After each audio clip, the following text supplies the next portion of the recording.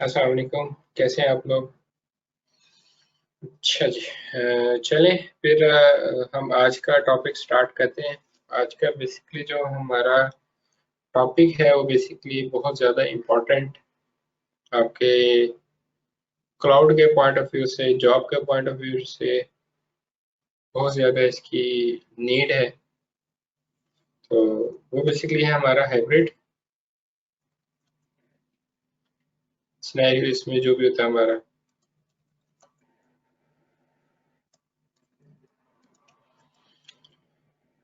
उसके हिसाब से है। इसमें बेसिकली आपके मल्टीपल, आप कह लें कि आपके टॉपिक्स कवर होंगे, जिसमें आपका एज़्यूर एक्टिव डायरेक्टरी है, प्लस डीएनएस का काम किया है हमने पहले। इसमें हमने बेसिकली क्या काम किया था, कस्टम डोमेन का। हमने कस्टम डोमेन बेसिकली ऐड की थी, ठीक है ना। वो इसमें आपका कवर हो जाता है। फिर उसके बाद आपका कह रहे ऑन प्रेम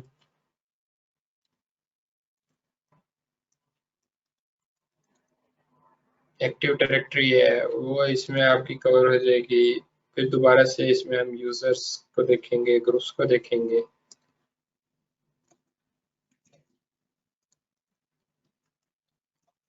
ठीक है। और उसके बाद फिर इसमें जो चीज़ें आ जाती हैं,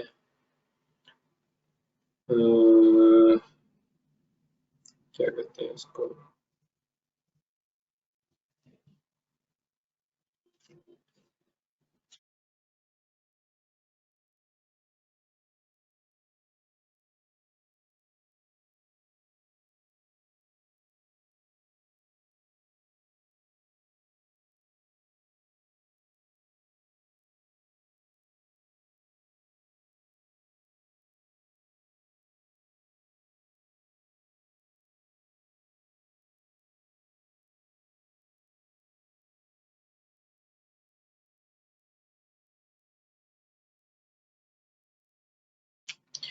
इसमें फिर हमारे पास होता है आगे, इसमें कॉन्सेप्ट होता है डायरेक्टरीज का।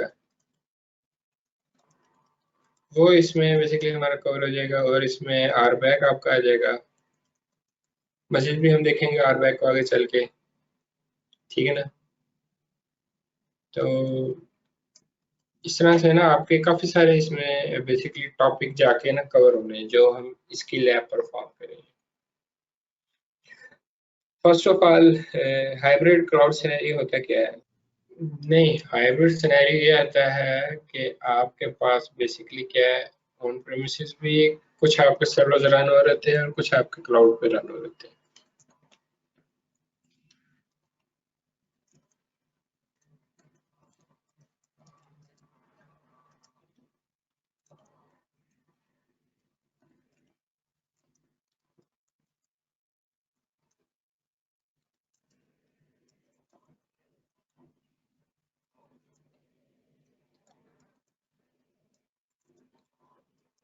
ठीक है।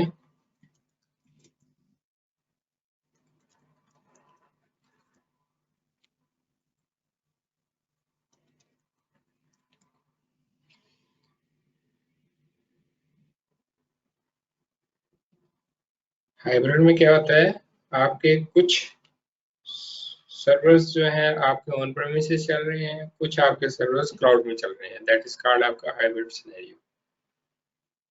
फॉर एग्जांपल हम कहते हैं कि जी आपने क्या काम किया है, लेट्स से आपने यहाँ पे ऑन प्रेमिसेस में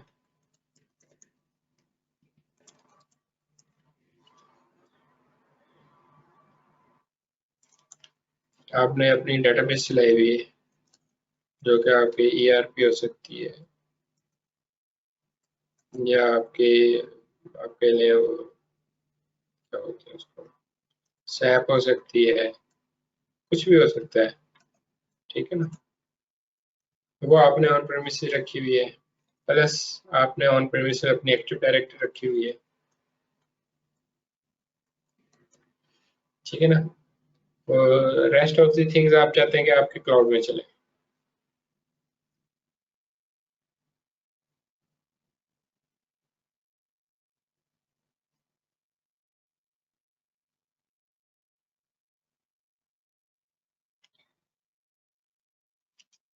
क्लाउड में आप क्या क्या चला रहे हैं जी? लेट्स से आपकी वेब एप्लीकेशन है,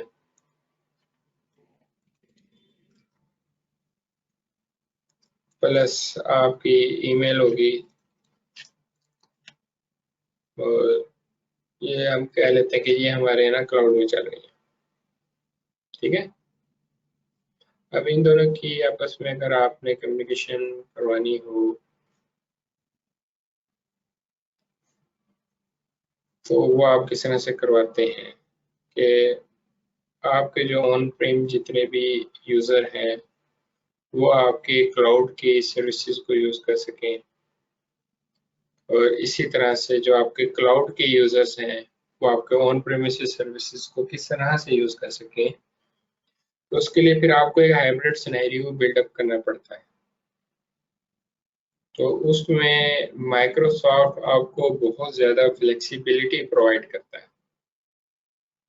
कि जिसको यूज़ करते हुए आप बहुत इजी वे में अपने ऑन प्रेमिसेस यूजर्स को क्लाउड की एक्सेस दे सकते हैं, और क्लाउड के यूजर्स को ऑन प्रेमिसेस में आपकी जो भी एप्लीकेशंस चल रही हैं या जो भी चीज़ें हैं वहाँ पे आपको इजीली एक्सेस मिल जाती है। क्लियर है यहाँ तक? अच्छा, अब फर्स्ट ऑफ ऑल आप लोग मुझे ये बताएं कि आप लोगों को डीएनएस का कितना आइडिया है? Name to IP, IP to name. ठीक है, बेसिक जो काम होता है इसका। फॉर एग्जांपल, अगर मैं आपको एग्जांपल कोट करता हूँ, आपके पास मोबाइल है, मोबाइल में आपने कॉन्टैक्ट्स सेव किए हुए हैं। लेट्स से आपके पास 100 या 200 कॉन्टैक्ट्स हैं, या 1000 या 2000 कॉन्टैक्ट्स हैं। तो अगर आपने जो कॉन्टैक्ट सेव किए हुए हैं, अगर मैं आपको कहता हूँ उसमें से आप जो नंबर्स हैं वो रिमूव कर दें, तो क्या वो आपके लिए यूजेबल रहेंगे?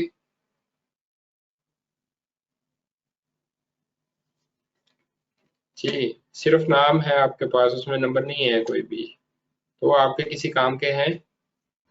सेकंड, अगर मैं कहता हूँ जितने भी आपने कॉन्टैक्ट सेव किए हैं उन सब के ना नेम रिमूव करते हैं, तो आप सिर्फ सिर्फ नंबर से उनको कॉल करें या याद रखें, तो ये आपके लिए पॉसिबल है नहीं है? ठीक है ना। शुरू में बेसिकली अगर हम बात करें, इन वेरी स्टार्ट जब आईटी दुनिया में आई, स्टार्ट में जितने भी आपके ये सर्वर्स होते थे, जैसे अगर हम बात करते हैं google.com है या yahoo.com है या hotmail.com है, ये बाय नेम नहीं आप इनको यूज कर रहे होते थे, बाय आईपी आप इन्हें यूज करते थे। तो फिर जैसे जैसे वक्त गुजरता गया, नंबर ऑफ वेबसाइट्स ज्यादा आती गई, तो वहां पे इनको जरूरत पड़ी कि इसको याद रखना बहुत मुश्किल हो गया, इसको किस तरह से याद रखा जाए। तो फिर उसके लिए उन्होंने ये काम किया था, डीएनएस इंट्रोड्यूस करवाया था। ठीक है। तो डीएनएस क्या काम करता था, आपके जितने भी आईपीज है उनको नेम में रिजॉल्व कर देता था, और जितने भी नेम है उनकी रेजोल्यूशन करता था आईपी में। बेसिकली ये आईपी टू नेम रेजोल्यूशन इसमें हो रही होती है, तो बेसिक काम है इसका, डीएनएस का। तो उसमें क्या हुआ, जैसे आपकी वेबसाइट्स इंक्रीज होती गई, अगर आप देखें तो आपको मिलियंस में वेबसाइट्स मिलती हैं, तो आपके लिए इसको याद करना आसान हो गया। सिंपल सिंपल क्या करेंगे, अगर आपने गूगल पे जाना है, www.google.com लिखेंगे और वो आप उसको एक्सेस कर लेंगे। ऐसे ही है। से पूछा आपसे, मैंने बस ये कहा कि अगर आपने वेबसाइट पे जाना हो तो आप क्या करेंगे, सिंपल उस वेबसाइट का नाम लिखेंगे सर्च बार में अपने एक्सप्लोरर की, और उस वेबसाइट को एक्सेस कर लेंगे। अब आपने एक्सेस तो कर ली वेबसाइट, वो बेसिकली उसके बैकएंड पे क्या प्रोसीजर हो रहा है बता सकते हैं? किस तरह से आपकी वेबसाइट एक्सेसिबल हुई है? फर्स्ट ऑफ ऑल ये चीज़ के आपके पास इन्होंने जो डिफाइन किया है all over the world, I think 13 या 14 है आपके डीएनएस सर्वर्स जो ऑल ओवर द वर्ल्ड इस वक्त काम कर रहे हैं। डिफरेंट रीजन में उन्होंने वो रखे हुए हैं, उसके थ्रू वो सर्विसेज प्रोवाइड कर रहे हैं।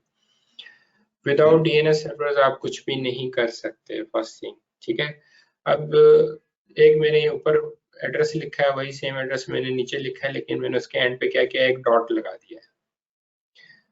तो ये एक उन्होंने उसका स्टैंडर्ड डिफाइन किया हुआ है, जिसकी बेस पे काम करते हुए आप बेसिकली उस वेबसाइट तक पहुंचते हैं। हम नॉर्मली क्या करते हैं, आपने सिंपल यहाँ पर आए, अपने वेब ब्राउजर में यहाँ पर गए, या सर्च बार में आपने क्या किया, google.com लिखा और हिट एंटर किया, और ये गूगल की वेबसाइट खुल के आपके सामने आ गई। ठीक है, अगर यहाँ पे देखें तो वो क्या ले रहा है, इसका नेम ले रहा है www.google.com। तो बेसिकली क्या है, आपके पास यहाँ पे अगर हम आए तो यहाँ पे मैंने एंड पे क्या किया, एक डॉट लगाया है। ठीक है, अब इसका मकसद है डॉट लगाने का, नॉर्मली हमें ये नजर नहीं आता, लेकिन ये होता है। जो भी हम एड्रेस टाइप करते हैं उसके एंड पे वो ऑटोमेटिकली डॉट लगा देता है। ये बेसिकली इसका लेवल है। कोई भी वेबसाइट आप सर्च करेंगे तो उसके बेसिकली 4 डिफरेंट लेवल्स होते हैं। ठीक है, पहला लेवल क्या है इसका,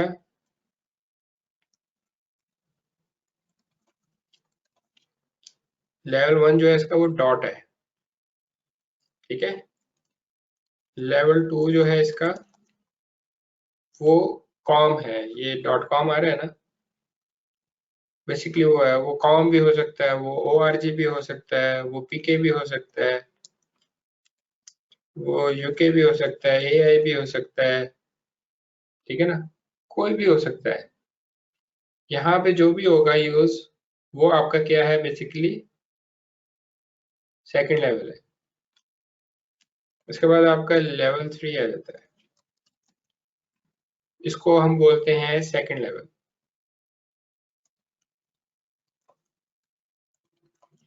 ठीक हो गया, ये क्या होगा, वो आपका गूगल हो सकता है, याहू हो सकता है, हॉटमेल हो सकता है,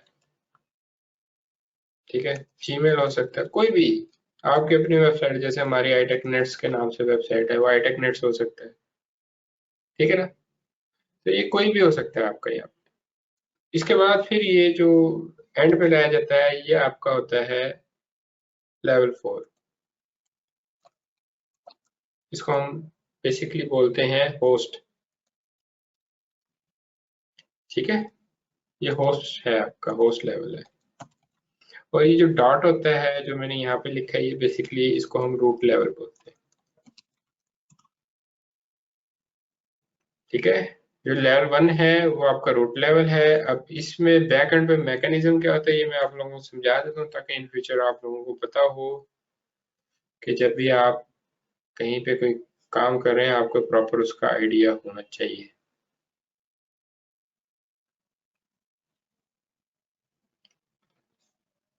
इसका कलर चेंज कर देते हैं। ये बेसिकली एंड यूजर है, लेट्स से यहाँ पे हमारा एक,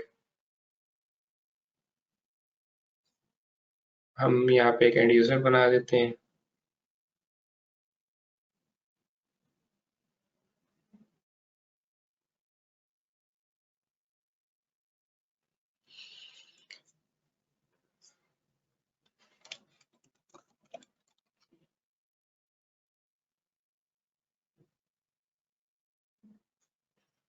अब एंड यूजर क्या करता है, यहाँ पे टाइप करता है www.google.com। ये किस तरह से आपके आगे अप्रोच कर रही होती है, किस तरह से पहुंच रही होती है। इसमें वो क्या करता है कि यहाँ से रिक्वेस्ट बेसिकली सबसे पहले कहाँ जाएगी, या आपने जो भी रिक्वेस्ट किया है वो आपके यहाँ पे ISP के पास जाएगी, जो भी आप ISP यूज कर रहे हैं, इंटरनेट सर्विस प्रोवाइडर, वो आपका PTCL हो सकता है, कोई भी हो सकता है, फाइबर स्टॉर्म है, कोई भी है, आप जो मर्जी यहाँ पे देते हैं। मैं यहाँ पे PTCL लिख देता हूँ। ठीक है, मोस्टली हम क्या कर रहे थे, PTCL को यूज करते हैं। ये रिक्वेस्ट सबसे पहले जब आप google.com करेंगे तो वो यहाँ से यूजर की आपके जो भी ISP है उसके पास चली जाएगी। ठीक है, ये इसके सर्वर पर आ गई है। यहाँ पे आने के बाद ये उस वेबसाइट को लेगा और कहाँ भेज देगा, ये बेसिकली क्या है आपका यहाँ पे, ये रूट सर्वर है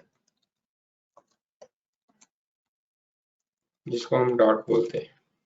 ठीक है, ये इसके पास जा रही है बेसिकली। तो यहाँ से क्या होगा, यहाँ से इस आईएसपी से रिक्वेस्ट जाएगी रूट सर्वर पे। वो इसको ये कहेगा कि भाई जी मुझे आप ये वेबसाइट दें,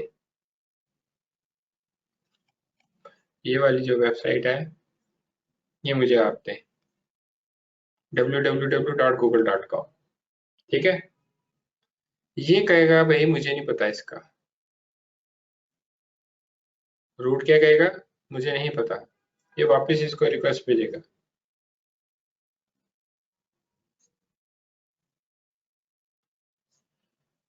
यहाँ से रिक्वेस्ट वापस आएगी आपके आईएसपी पे और वो इसको कहेगा कि मुझे आपकी जो आप रिक्वेस्ट कर रहे हैं मुझे इसका नहीं पता, www.google.com, लेकिन मुझे इसका पता है कि जी .com कहाँ पर है।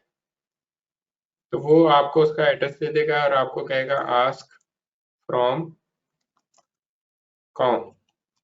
ठीक है, जो भी यहाँ पे होगा, अगर पीके है तो वो कहेगा आस्क फ्रॉम पीके, यूके है तो कहेगा आस्क फ्रॉम यूके, एआई है तो कहेगा आस्क फ्रॉम एआई, और ओआरजी है तो कहेगा आस्क फ्रॉम ओआरजी, ईडीयू है तो कहेगा आस्क फ्रॉम ईडीयू। तो वो क्या होगा कि रूट सर्वर से आपकी रिक्वेस्ट कहाँ पे जाएगी, कॉम सर्वर पे जाएगी। ठीक है, तो यहाँ पे क्या होगा, इसी कलर को हम ले लेते हैं। यहाँ से बेसिकली आपकी रिक्वेस्ट चली जाएगी कॉम पे। तो ये बेसिकली क्या होगा, हम रूट लेवल से कहाँ पे आ गए, इसके लेवल 2 पे। ये बेसिकली क्या है आपका लेवल 2 जो होता है इसको हम टॉप लेवल बोलते हैं। ठीक है, तो रूट लेवल से अब हम कहाँ पर आ गए हैं, टॉप लेवल पे। टॉप लेवल क्या है आपका, इस केस में कॉम है। तो यहाँ पे आपकी रिक्वेस्ट आएगी, तो अब वो क्या करेगा, जो आपका आईएसपी है वो यहाँ से रिक्वेस्ट सेंड करेगा आपके टॉप लेवल को और इसको कहेगा कि मुझे गूगल का पता बताओ। ठीक है, वो कहेगा मुझे www.google का तो नहीं पता है लेकिन मुझे सिर्फ गूगल का पता है। तो वो क्या कहेगा कि जी आप क्या करें,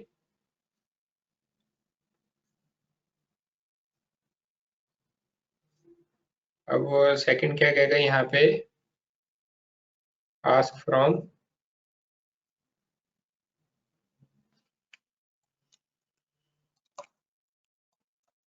गूगल। ठीक हो गया, समझ आ रही है इस चीज की। तो अब वो क्या करेगा, आपकी रिक्वेस्ट जो आपका आईएसपी होगा वो सेंड करेगा यहाँ पे आपके सेकंड लेवल पे। सेकंड लेवल क्या है आपका, ये रिक्वेस्ट आ गई है सेकंड लेवल पे। सेकंड लेवल इस केस में क्या हमारा गूगल है। ठीक हो गया, अब जो रिक्वेस्ट इस पर आई है तो वो क्या करेगा, यहाँ पे बेसिकली कहेगा कि जी मुझे, मेरे पास जी पता है उसका अपना google.com का। वो अब आपकी जो रिक्वेस्ट होगी वो आगे google.com को भेजेगा। इसको उठा के बल्कि इधर ले आते हैं, नजदीक हो जाए। तो वो यहाँ से आपकी जो रिक्वेस्ट है इधर भेजेगा,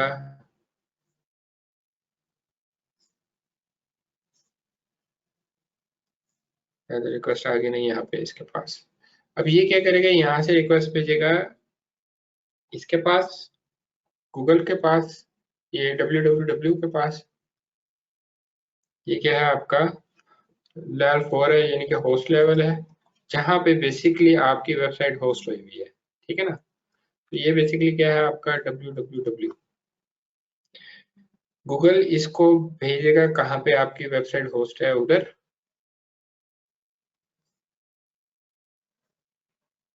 और इसको कहेगा कि भाई ये एड्रेस है, यहाँ से आपकी एक्सेस सही है, इसको यहाँ पे आप बेसिकली जाकर जो भी इंफॉर्मेशन है वो दे दें। ठीक है ना।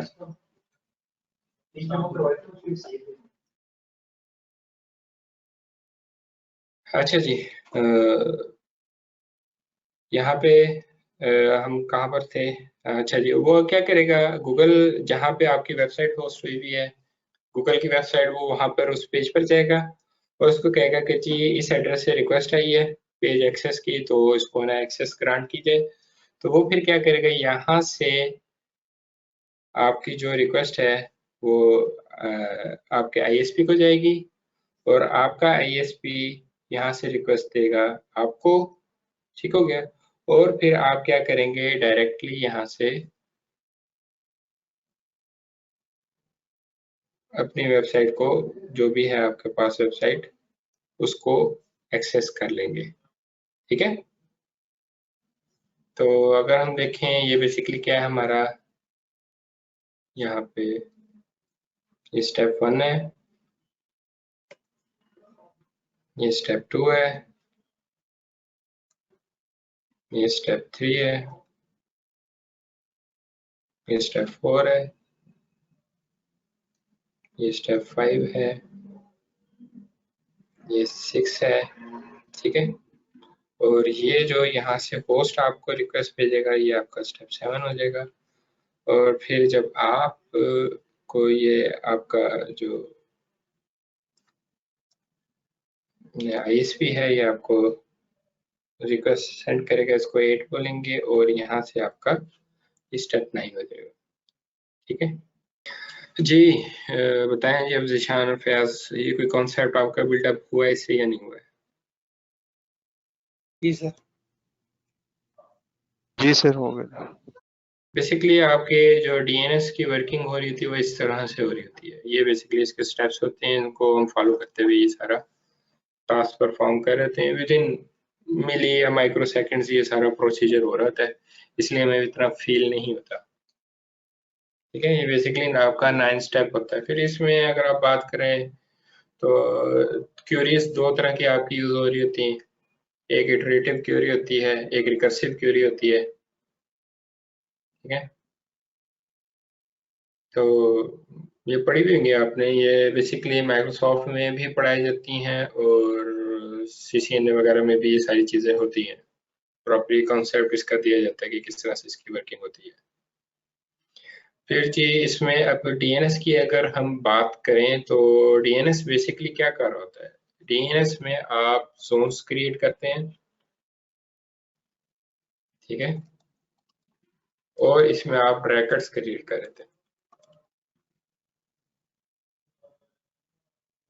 सही है, जोन्स भी क्रिएट होते हैं और आपके रैकेट्स भी क्रिएट होते हैं। जोन इसमें हमारे पास 2 टाइप्स के होते हैं। अगर हम बात करें, एक को हम बोलते हैं फॉरवर्ड लुकअप जोन और एक को हम बोलते हैं रिवर्स लुकअप जोन। फिर उस जोन के अंदर बेसिकली हम क्या करते हैं, अपने जितने भी रैकेट्स होते हैं उनको क्रिएट करते हैं।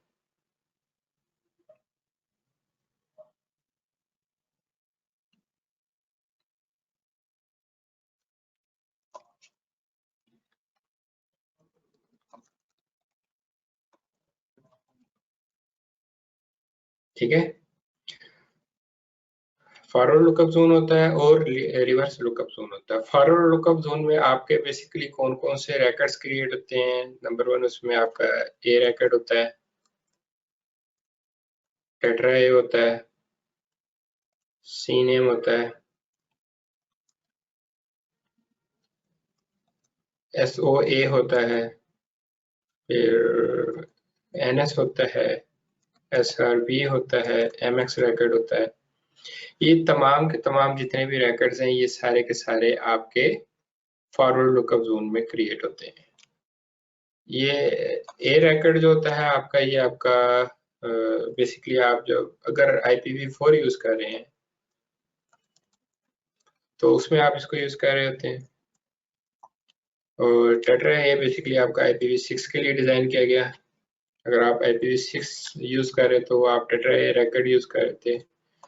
सी नेम है बेसिकली आपकी नेम टू नेम जो मैपिंग हो रही होती है उसके लिए बेसिकली आप इसको यूज कर रहे थे, सी नेम रिकॉर्ड को। ठीक है ना, नेम टू नेम अगर आपने मैपिंग करवानी है। SOA होता है बेसिकली स्टार्ट ऑफ अथॉरिटी।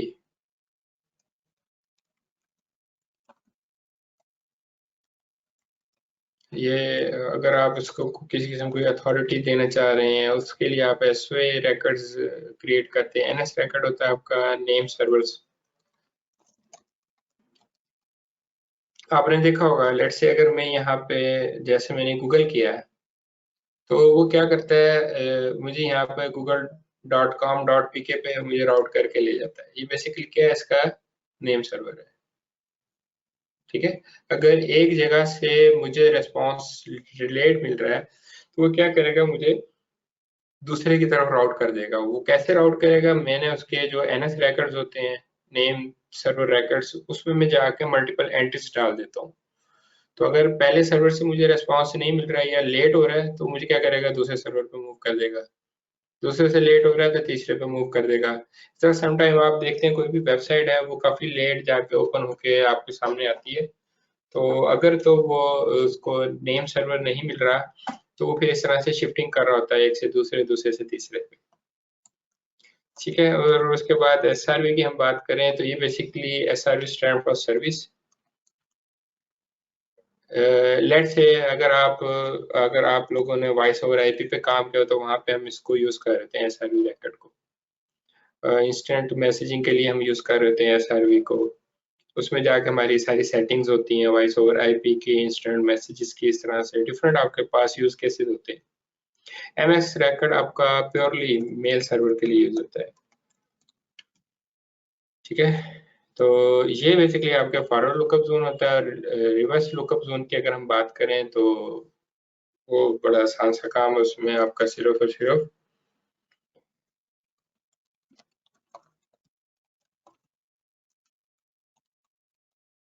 आप कह लें इसमें आपका PTR रिकॉर्ड्स आप बेसिकली इसमें क्रिएट कर रहे थे। PTR रिकॉर्ड बेसिकली क्या करता है, आपका IP टू नेम रेजोल्यूशन कर रहा होता है। ये बेसिकली मैं आप लोगों को माजी में लेके गया हूँ। आपने माजी में अगर तो MCSE पढ़ा हुआ है, CCNA पढ़ा हुआ है तो माजी में ये काम किए हुए हैं आपने, तो वहां पे मैं लेकर गया हूँ आपको। ये आपका इस एज्योर के कोर्स का पार्ट नहीं है, ये जो चीजें एक्सप्लेन हुई है आप। अच्छा जी, अब नेक्स्ट हम इसमें कॉन्सेप्ट लेके चलते हैं। हमने इसमें देख लिया बेसिकली DNS हमारा नॉर्मल होता क्या है और किस तरह से काम कर रहा होता है। अच्छा, अब इसमें ना हम देख लेते हैं बेसिकली डायरेक्टरीज क्या होती हैं।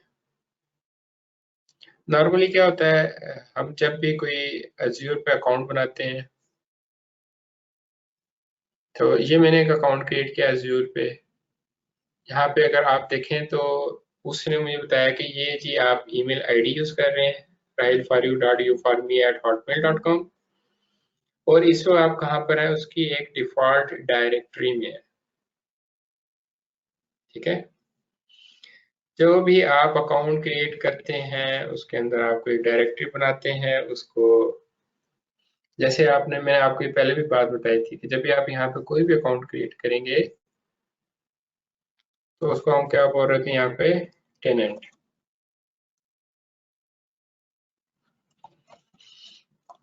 ठीक है, टेनेंट क्या है, कोई भी आपका है अकाउंट,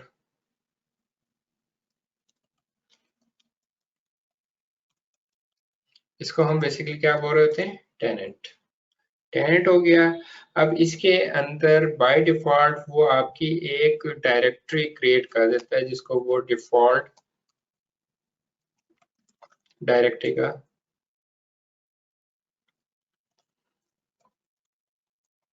नाम देता है। ठीक है, बेसिकली टेनेंट आपका क्या होता है, वो आपकी सब्सक्रिप्शन होती है जिसके अंदर आपकी एक डायरेक्टरी क्रिएट होती है। अगर हम नॉर्मल इन्वायरमेंट की बात करें, अगर हम इसको रिलेट करना चाहें, बेसिकली जो भी हमारे पास एक्टिव डायरेक्टरी डोमेन सर्विसेज आप यूज कर रहे हैं,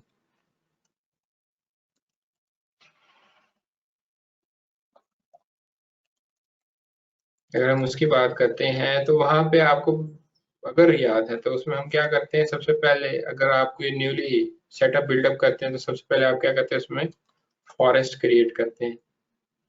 फिर उस फॉरेस्ट के अंदर आप क्या करते हैं, उसमें आप डोमेन क्रिएट करते हैं। हम क्या करते हैं, उसमें फॉरेस्ट क्रिएट करते हैं और फॉरेस्ट के अंदर फिर हम कोई डोमेन बनाते हैं। तो बेसिकली यहाँ पे जो आप डिफॉल्ट डायरेक्टरी बना रहे हैं, बन के आपके पास आ रही है, ये बेसिकली क्या है आपकी, आप कह सकते हैं कि ये उसने आपको एक डोमेन बना के दे दी। ठीक है, क्लियर है यहाँ तक? अब आपके पास एक डिफॉल्ट डायरेक्टरी तो आ गई। अब क्वेश्चन यहाँ पे रेज होता है, क्या आप खुद के इसमें डायरेक्टरीज बना सकते हैं या नहीं बना सकते? तो उसका आंसर है कि यस, यू कैन क्रिएट। तो जो भी आप यहाँ पे डायरेक्टरी क्रिएट करेंगे खुद को, खुद से उसको हम क्या बोलेंगे यहाँ पे, सब डायरेक्टरी। ठीक है, और मैक्सिमम जो आप इसमें नंबर ऑफ डायरेक्टरीज क्रिएट कर सकते हैं वो है 10। 10 की लिमिट दी हुई है माइक्रोसॉफ्ट ने आपको, उससे ज्यादा नहीं बना सकते। मींस कि आप डिफरेंट इसमें 10 डोमेन्स अपनी क्रिएट कर सकते हैं और उनको यूज कर सकते हैं। ठीक है, अगर मैं आपको यहाँ पे लेकर आता हूँ, इसके डिफरेंट वेज हैं चेक करने के लिए। आप यहाँ से भी चेक कर सकते हैं, तो यहाँ पे आपको एक ऑप्शन देगा वो स्विच डायरेक्टरी की, यहाँ से भी आप आ सकते हैं। अगर आप यहाँ से नहीं आना चाहते, आप Azure एक्टिव डायरेक्टरी में आ जाए।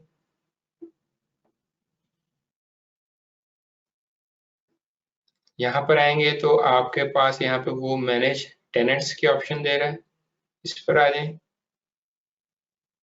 तो यहाँ पे आपके पास जब आप यहाँ पे कोई अकाउंट क्रिएट करेंगे तो सिर्फ और सिर्फ आपको ये शो होगी डिफॉल्ट डायरेक्टरी, और उसके आगे ब्रैकेट में उसने लिखा हुआ भी कि ये आपकी डिफॉल्ट डायरेक्टरी है, और ये बेसिकली आपके इस आईडी पे बनी हुई है। ठीक है, उसके बाद जो भी आप इसमें क्रिएट करेंगे डायरेक्टरीज, वो यहाँ पे आपकी शो होंगी, उसका क्या नाम आप देना चाह रहे हैं, और वो सारी की सारी आपकी जो भी आपका यहाँ पे ऑर्गेनाइजेशन का नाम होगा वो आपको बेसिकली यहाँ पे देना होगा। वो आपका डोमेन नेम होगा, ये देखिए यहाँ आपको बता रहा है कि बेसिकली क्या आपका डोमेन नेम है, वो .onmicrosoft.com ऑटोमेटिकली इसके साथ असाइन कर देगा। ठीक है, क्लियर है? ये है कि अगर इन केस आप उसका ही सब कुछ यूज करते हैं तो लास्ट टाइम हमने क्या किया था, एक हमने कस्टम डोमेन ऐड की थी और उसमें हमने यूजर्स क्रिएट करके देखे थे। जैसे हमने यहाँ पे आपको नजर आ रही है बिलाल ट्रेडर डॉट टीके के नाम से आ रही है, इस्लामाबाद 11 डॉट टीके के नाम से आ रही है। ठीक है ना, ये डिफरेंट आ रही है आपके सामने। तो ये जो Azure Corporate 12 ये आ रही है .onmicrosoft.com के नाम से। तो इट मीन्स कि आपने कहाँ बनाई हुई है बेसिकली, इसके आपने डीएनएस रेजोल्यूशन या डोमेन नेम रेजोल्यूशन नहीं की हुई। ठीक है ना, तो इसलिए इसके साथ .onmicrosoft.com आ रहा है। क्लियर है? अब ये हमने क्रिएट किस तरह से करनी होती है, अगर हमने खुद की डायरेक्टरी क्रिएट करनी हो तो सिंपली हम यहाँ पे क्रिएट पर आएंगे।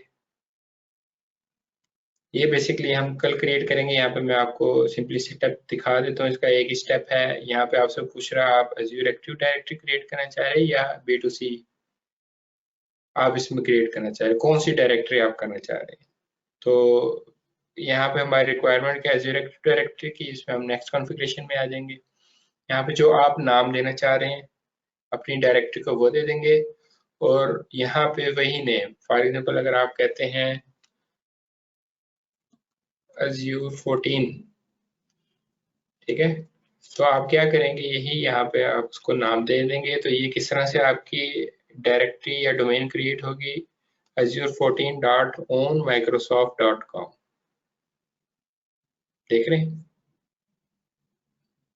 उसके बाद यहाँ से बेसिकली वो आपका कंट्री या रीजन पूछ रहा है कि किस लोकेशन पे जो इनके रीजन्स हैं डिफरेंट माइक्रोसॉफ्ट के, उनमें कौन से डाटा सेंटर में आप इसको क्रिएट करना चाह रहे हैं। तो यहाँ से आप वो चूज कर सकते हैं, आप यूरोप में करना चाह रहे हैं, यूएसए में करना चाह रहे हैं, यूके में करना चाह रहे हैं, कहाँ करना चाह रहे हैं। तो यहाँ पे आप उसको बता देंगे और सिंपली आपने रिव्यू एंड क्रिएट पे क्लिक कर देना है। तो ये क्या होगा, आपकी एक कस्टम डायरेक्टरी क्रिएट हो जाएगी यहाँ पर।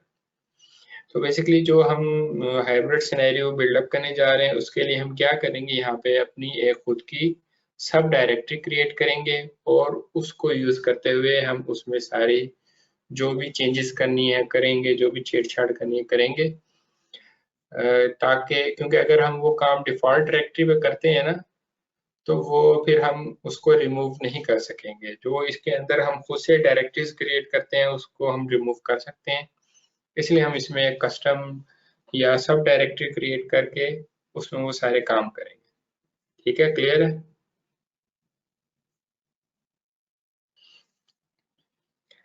चलें, ठीक है, यहाँ से फिर हम कल आगे कंटिन्यू करेंगे। इसमें हम ये देखेंगे कि हमने अपनी किस तरह से आप कह लें कि डायरेक्टरी क्रिएट करनी है, फिर सारा हम अपना ऑन प्रेमिस सेटअप बिल्डअप करेंगे और फिर उसको हम एज्योर एक्टिव डायरेक्टरी के साथ सिंक करके देखेंगे किस तरह से उसकी सिंकिंग होती है और किस तरह से वो फंक्शन परफॉर्म कर रहा होता है। चलिए ठीक है, फिर इंशाल्लाह कल होती है मुलाकात। ओके, फिर अल्लाह हाफिज़।